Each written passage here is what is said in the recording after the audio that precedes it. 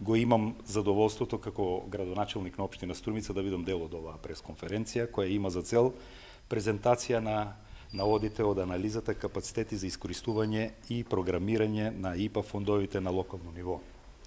Во рамките на проектот Локален консултативен механизам ИПА-2, кој го спроведуваат НВО, Инфоцентар од Скопје и Организација на жени од Струмица, а е финансиран од Европската Унија. Струмица ја има среќата да биде дел од таргет општините на овој проект, во кој се вклучени и градот Скопје, Битола и Тетово. Бидејќи пресконференцијава е насловена Општина Струмица и европски фондови, во оваа прилика сакам накусо да ве потсетам на дел од проектите во нашава општина кои се реализирани од овие фондови, при тоа потенцирајќи дека Општина Струмица е позитивен пример за останатите во поглед на искористеноста на ЕУ фондовите за прекогранична соработка.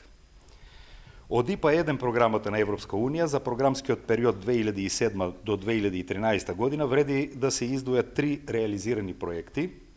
Еден од нив е ефикасно користење на соларната енергија за подобра иднина, како проект за прекогранична соработка со Република Бугарија, од чиј вкупен буџет на општина Струмица и припадна 189.974 евра за негова реализација.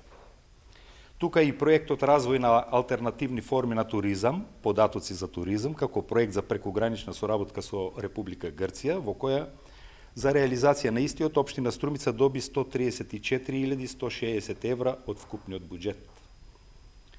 Внимание заслужува и проектот Заштита и промоција на природното и културното наследство во прекограничниот регион на општина Струмица и општина Кукуш, наследство, како проект за прекогранична соработка со Република Грција, при што од вкупниот европски буџет за овој проект на општина Струмица и припаднаа 324.659 евра.